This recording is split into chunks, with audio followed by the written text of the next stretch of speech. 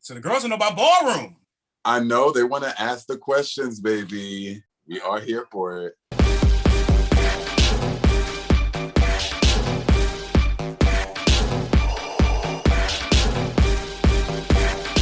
It's really about the energy. Ballroom is not choreographed. It's not choreo-based. So it is really about doing innovative moves in the moment to the beat and the commentation that you're presenting. That's just, of course, for the voguing category. Right. But it's about the uniqueness, how different, how innovative you could be. And is it the best to be done in the category while honoring the legacy of the category? And that for me is like, okay, you did that. And it's like, work. It's not so much about the performance, it's about the individual. And if you can pick up the vibe from someone and how they take their specific body, vibe, movement, character, and space and create this visual of a beat and put it in front of you. You know, again, I may move a certain way compared to, you know, the way that you may move, Sailey, and how you may move may inspire me because maybe you got like a little flip of the wrist. So again, I look at musicality when it comes to someone, how they listen to a beat, how they'll take a beat that's playing and, you know, shift to you to understanding why they did what they did while they're doing it. And again, it comes with character, it comes with movement, it comes with understanding the elements, it comes with taking those, each and every characteristic and each element and everything and creating a good performer. But again, that communication of how it is with that beat and coming into one and bringing it to the floor and showing everybody, and your confidence is key, because if you ain't got it, baby, you can get chewed up in the scene. And the people will know. The scene is very mood and very vibe oriented. If you don't walk out like I deserve and I demand these TENz, no matter the category, and that's where that kind of energy, that ballroom like demeanor, that kind of straight in the back, and I'm the best. It's confidence based. Don't go out there doing some stuff that you're not supposed to do just because you think it's cute. They're gonna chew you alive. Black girl magic is so very important, you know, in the drag world. You know, we mustn't be complacent about like what we're doing here. For those that don't know, Ballroom is the story of innovation triumphing over inequality. And that's something Black folk in America have done for what generations? Ballroom emerged in response to the exclusion of the Black and Latino people within the overall LGBT community. There was many things that, you know, were happening during those times that people kind of don't understand today, that you have to fight through in order for that, you know, equality to happen today. You know, many situations. You have to fight to get in the club. Okay, exactly. Well, think about those moments, fighting to get to the club, Stonewall, you know? And very much Stonewall. I mean, the girls were there. Marsha was there. Sylvia was there. White girls were there too, but, you know. You go back to these moments and have to figure out where it all began. I was here last year serving it, and I still don't see. Drag balls started as early as the 1900s. It was majority drag queens, people of trans experience, cross-dressing participants. And when the 60s rolled around, you know, balls was the thing. It was a thing to do. Black queens would participate. But if you was dark and you wasn't fair-skinned, me and you, we wasn't gonna get in. Miss Lottie LaBeija went and started their own system. They had a ball a few years, I believe 1970. And it was from majority Black queens. And that was the first event to be hosted by a house. And that was titled Krista and Lottie LaBeija presents the first annual House of LaBeija Ball, opening and starting what we know as the modern ballroom scene. And definitely during those times about, again, taking this moment and saying that we deserve to be respected when we put the hard work into what we do. And if we can't get it here, we're going to create it somewhere else. Situation. But in the 70s was like a hot time for the girls. I mean, you think about like, as far as representation for Black and brown people, of course, again, in the 70s, everyone thinks about, okay, we was partying, the girls are out. But then you still had the sub-layer of the invisibility of brown and Black people of color. You think about the helpfulness of the rise of disco in the 70s. You have artists like Sylvester, Tony Washington of the Dynamic Superiors, allowed people to have a platform to kind of show their art, show the creativity, show the power of music. And it gave really the girls to take a place to take up space. People were there to be free, you know, be as reckless as they can, but still enjoy one another, dress as they feel, and also listen to music and vibe to it. Because a lot original battles happen in club settings sometimes as well too. Definitely 80s flipping on into the 90s is, you know, how people were living, what was happening during that time with the ballroom culture, how people were walking categories, and how parents were really parents to people. You know, they were like, you know, the kids was there, they were living with them, they were like their everyday average every day was with, you know, that community. And how it shifted on to where, you know, as we're doing our thing, now artists and people are, as we're making, you know, our battles and making moments amongst one another and going to the clubs, and, you know, now people trying to figure out what's going on here. People's knowledge of ballroom. Now let's get into, I guess, Miss Madonna. Yeah. A lot of people think incorrectly that Madonna started ballroom. Mm-hmm.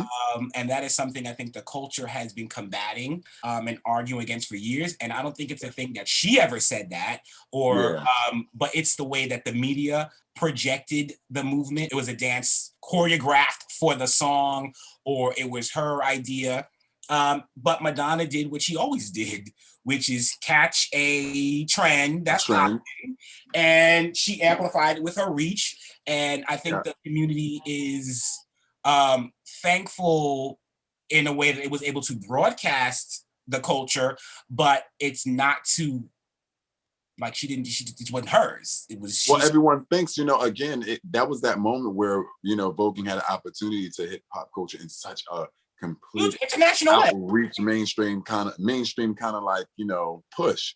Like, again, when Madonna came out with Vogue, you know, it just hit in such a place that, you know, it would never expect. But not knowing, there was prior like features of our ballroom culture, ballroom members, and other, you know, platforms and other videos and other, you know, places besides Madonna. But like, you know, the Vogue number just brought it to a complete different place. But prior before that, you know, people in the culture was also getting seen, heard, and maybe not as big as it is today. But back then you had people. I'm sure you know a few. Yeah, like one person, like Willie Ninja. Willie Ninja had the opportunity to work with many stars and celebrities in the industry. You know, if you go back, he was in Malcolm McLaren's music video, Deep in Vogue. In my black sheets, just and you had like the Queen Latifah Coming to My House. Like these are like the opportunities. That was I think hip hop was very housey then, so there were a lot of opportunities for the early roots of hip hop. It was rapping over house beats. Jody Watley friends, Eric B and Rakim. Well, okay, let's talk about how even after Madonna Vogue, after that moment, you know, the vision of ballroom or like the extra dance kind of took a little small stint of a break for amount of years. Mainstream, yeah. I mean, of course, like, I'll clean it up. Ballroom did not take a break. Yes, ballroom did. Exactly. There has never been a break in ballroom. The way that the Vogue Madonna era packaged voguing, it made it appear to mainstream as a trend. The balls were probably as hot as they could have been in the 90s, to be honest, from the videos I've seen. You could not escape the impact of ballroom language in the 90s to now. It's a dip, not a death drop. You have, ask anything gay, LGBT, gonna say, oh, you better work. Okay. Ballroom. That has in ballroom. Yes, queen. The Miss Thing. Oh, that's my favorite. You know, Miss Thing. I love it, Miss Thing. Fierce in ballroom is a little different. It's shifted. Fierce in ballroom is the opposite. We've been having this conversation for so many years, and we hear people walking up saying, "Oh my God, yes, you look fierce." And the ballroom culture, fierce is not a good thing. I said, don't tell me that. Tell me something else. Don't tell me I look fierce. Tell me I look hot. Okay. Oh, you look hot. Work. Don't tell me I look fierce. Other words, other sayings like throwing shade, honey. You got body yaddy yaddy trending again with your girl, Miss Megan.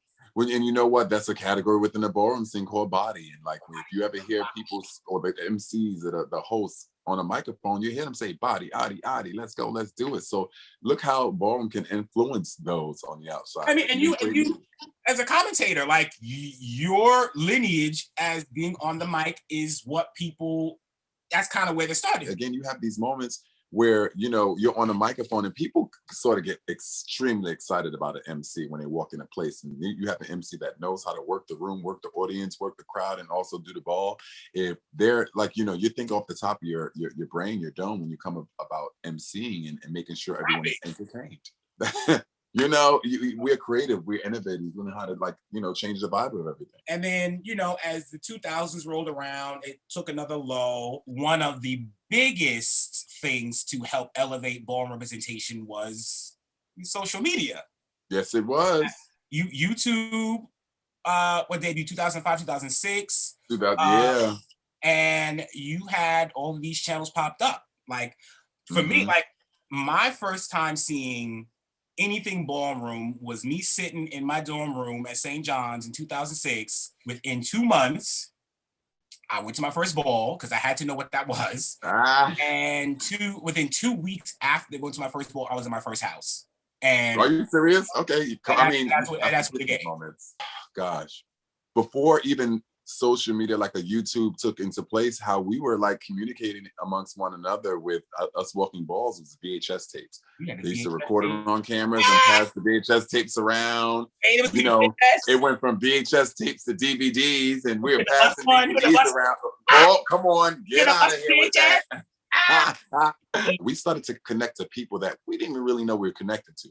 So again, the YouTube, I take for example, that completely put ballroom on a platform. Again, when we used to upload, we thought we were easily sharing amongst one another. You know, oh my God, here's my clip, we're watching it. Not knowing as we upload, there may be someone who was just on YouTube board and see something. And they're like, what the hell is this? And then they share or show to someone else. So we were communicating with the world on YouTube. When it comes to these Vogan clips, when you watch one, it's sort of like Pringles. Once you pop, you can't stop. Black hole of ballroom clip, black hole of ballroom. People was like, why is someone cheering? Why are they dipping? Why are they doing whatever?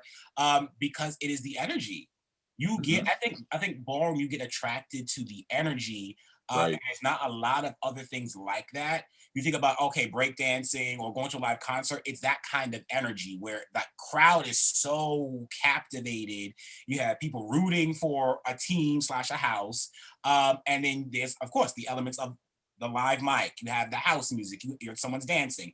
It's looks, it's fashion, it's, like I said, body, it's the lingo, it's slick talking, it's shade throwing, you have all of these things from pageantry and competition all in one, and you're like, okay, well, let me sit and watch these for, click and watch. And then some people, when they're really into it, like if you may even find one individual that you may like so much and that it inspires you, intrigue you.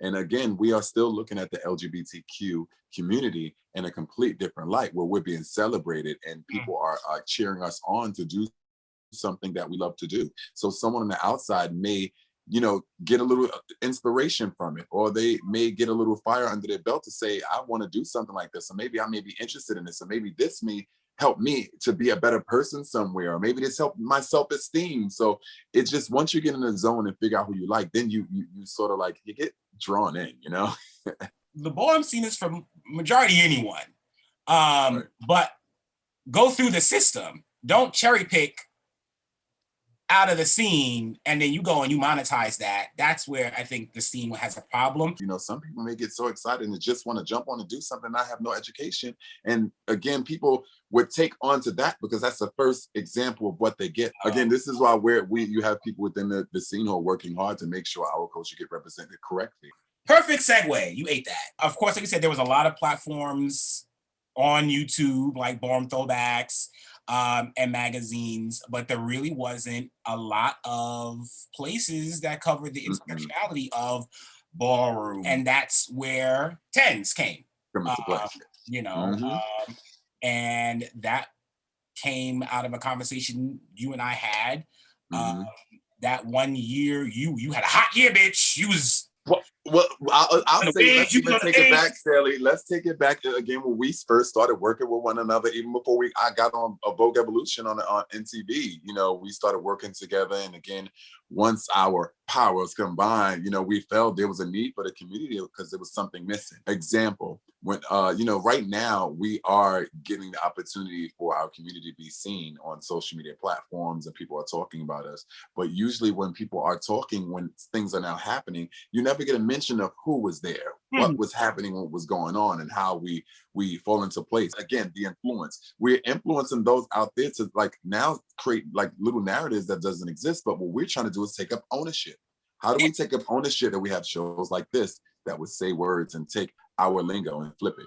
And that really is TENZ mission. TENZ mission is to curate a modern and provocative commentary into the lives of queer people of color by queer people of color, while in creating like a resource for ballroom people. Like with TENZ, we were able to create a space to daily show the background in case you didn't know, you missed it. Okay, let's go to Miss TENZ and see what they're talking about today. Between social media and those things, it helped for these new platforms to be a little more understood. You had, of course, Pose on FX, which has probably been the biggest show to help reintroduce ballroom to the nation and the world. And then you now have, where you at? A legendary. Legendary. Taking ballroom to the masses.